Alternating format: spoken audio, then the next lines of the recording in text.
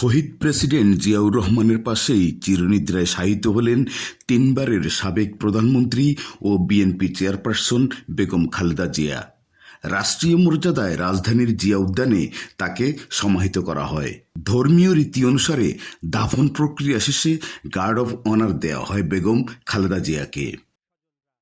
গত বুধবার বিকেলে সংসদ ভবন এলাকায় জিয়া উদ্যানে শহীদ প্রেসিডেন্ট জিয়াউর রহমানের সমাধির পাশেই রাষ্ট্রীয় মর্যাদায় দাফন করা হলো তিনবারের সাবেক প্রধানমন্ত্রী ও বিএনপি চেয়ারপারসন বেগম খালেদা জিয়াকে।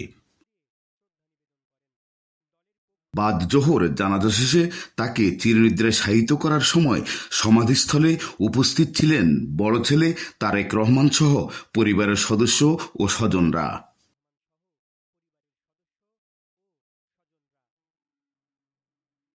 এর আগে রাজধানীর মানিক মিয়া এভিনিউয়ে বেলা ৩টায় লাখো জনতার অংশগ্রহণে বেগম খালেদা জিয়ার জানাজা সম্পন্ন হয়। এরপর লাল সবুজের পতাকা মোড়ানো ফ্রিজিং ভ্যানে খালেদা জিয়ার মরদেহ নেওয়া হয় সমাধিস্থলে। পরে যথাযথ ধর্মীয় রীতিনীতি মেনে তার দাফন সম্পন্ন হয়। দাফন শেষে তিন বাহিনী প্রধান ফুল দিয়ে শ্রদ্ধা নিবেদন করেন।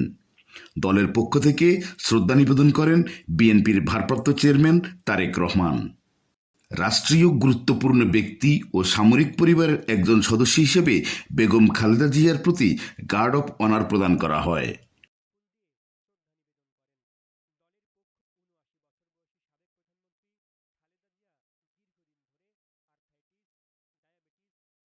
৭৯ বছর বয়সী সাবেক প্রধানমন্ত্রী বেগম খালেদা জিয়া দীর্ঘদিন ধরে আর্থ্রাইটিস, ডায়াবেটিস, কিডনি, লিভার, ফুসফুস, হৃদযন্ত্র এবং চোখের সমস্যা সহ নানা জটিলতায় ভুগছিলেন।